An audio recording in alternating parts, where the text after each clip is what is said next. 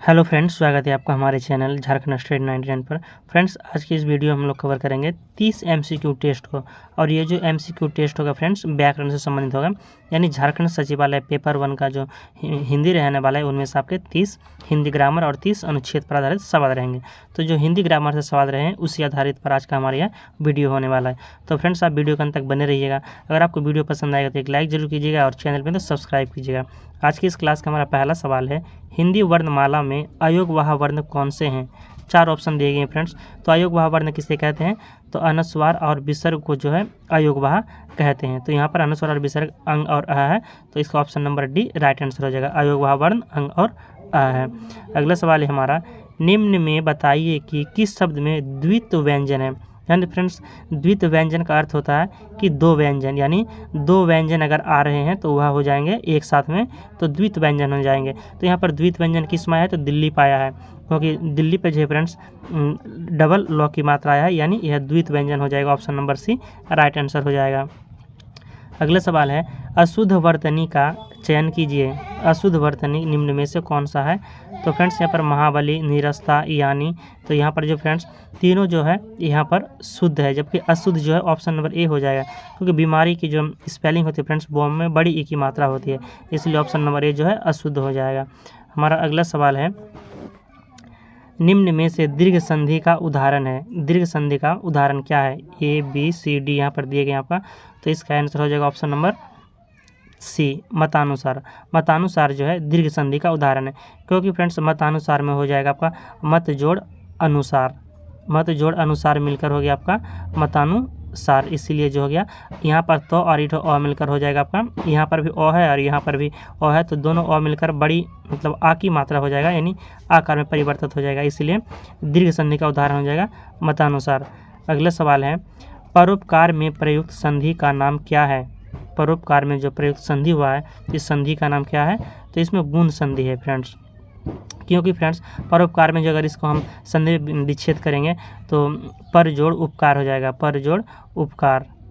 तो फ्रेंड्स यहाँ पर जो है अ और उ मिलकर र पे जो अ है, अ और उ मिलकर जो होता है आपका ओकार की मात्रा ओ में परिवर्तित हो जाता है, इसीलिए यह हो गया संधि का नाम जो गुण संधि, तो इसे गुण संधि कहेंगे। अगला सवाल है, निम्न में से कौन सा प्रत्यय का उदाहरण है? 4 ऑप्शन दिए गए आपके पास, तो कौन सा एक है जिसमें प्रत्यय है? तो लिखावट। लिखावट पे जो है आवट प्रत्यय लगा हुआ है, option number C right answer हो जाएगा। लिखावट में आवट प्रत्यय है। हमारा 7वां सवाल है, निम्न में से कौन सा उपसर्ग नहीं है?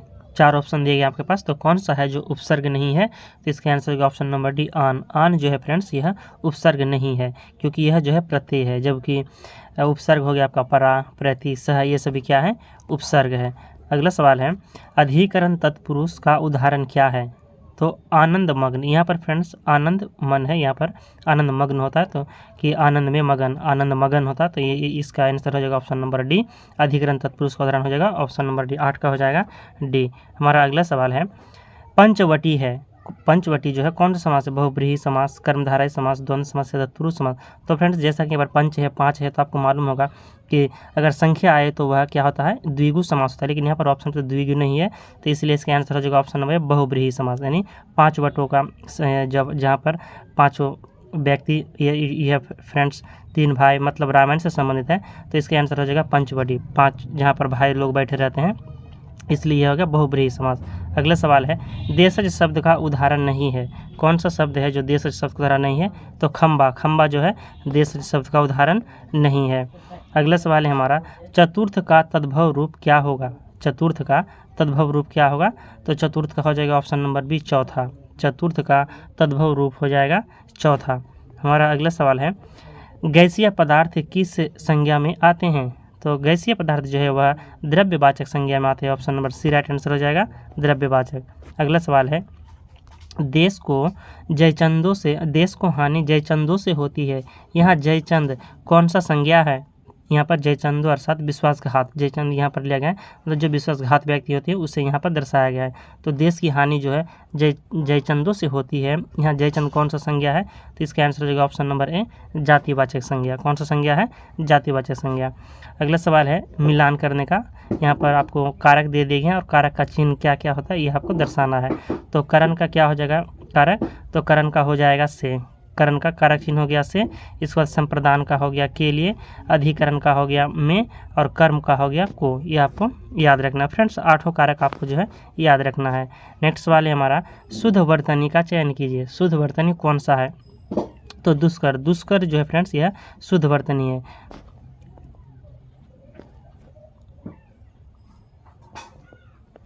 अगला सवाल है हमारा,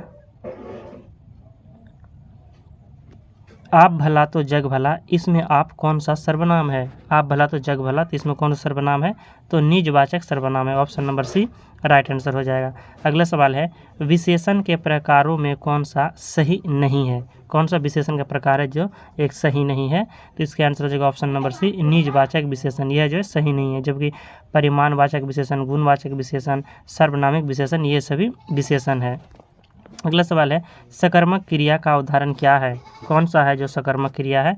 तो राधा पानी पीती है, यह सकर्मक क्रिया का उदाहरण है। अगला सवाल है हमारा, राम ने खाना खाया, उपरोक्त पंक्ति में कौन सा वाच्य है? तो फ्रेंड्स इसका आंसर हो जाएगा ऑप्शन नंबर ए कर्तृवाच्य है। राम ने खाना खाया, यह जो है कर्तृवाच्य का उदाहरण है। अगला सवाल है हमारा, शोषण का विलोम शब्द क्या होगा? शोषण का जो है विलोम शब्द क्या होगा? तो पोषण। शोषण का विलोम शब्द पोषण हो जाएगा। अगला सवाल है हमारा, जिसे देखा न जा सके उसके लिए क्या शब्द है? प्रत्यक्ष, अप्रत्यक्ष, परोक्ष, अदृश्य। तो इसका आंसर हो जाएगा फ्रेंड्स अदृश्य। जिसे देखा ना जा सके अर्थात वह अदृश्य है। Option number D right answer हो जाएगा। अगला सवाल है, पार्थिव। पार्थिव क्या है? जिसका संबंध मनुष्य से हो, जिसका संबंध पृथ्वी से हो, जिसका संबंध ईश्वर से हो, या ऑप्शन नंबर डी जिसका संबंध प्रथा से हो।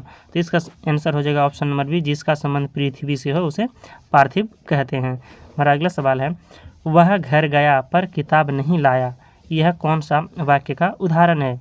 वह घर गया पर जो है किताब नहीं लाया, यह कौन सा वाक्य का उदाहरण है? तो फ्रेंड्स ये जो 23वां सवाल है इसका आंसर आपको जो है कमेंट बॉक्स में बताना है फ्रेंड्स।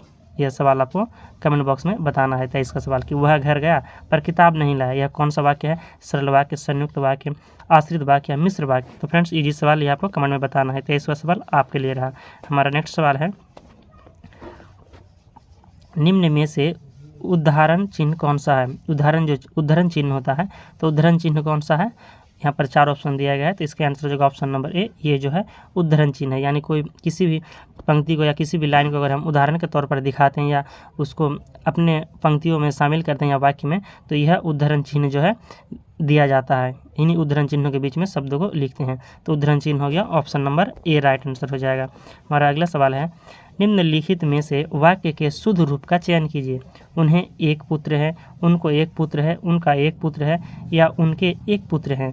तो फ्रेंड्स इसका आंसर हो जाएगा ऑप्शन नंबर सी, उनका एक पुत्र है, यह जो है शुद्ध वाक्य है। उनका एक पुत्र है, यह शुद्ध वाक्य है। तो फ्रेंड्स हमारा सवाल इतना ही क्वेश्चन था आज की इस क्लास का। तो आपके 25 सवाल में से कितने सवाल सही हुए आप कमेंट करके जरूर बताइएगा फ्रेंड्स। और आपके लिए जो सवाल था 23वां सवाल का जवाब आपको कमेंट बॉक्स में बताना है। जैसे कि मैंने आपके लिए ये सवाल रखा था कि वह घर गया पर किताब नहीं लाया, यह कौन सा वाक्य है? यह ये जो 4 ऑप्शन दिया गया फ्रेंड्स, आपको 4 ऑप्शन में से एक सही आंसर है, आपको सही आंसर कमेंट में बताना है।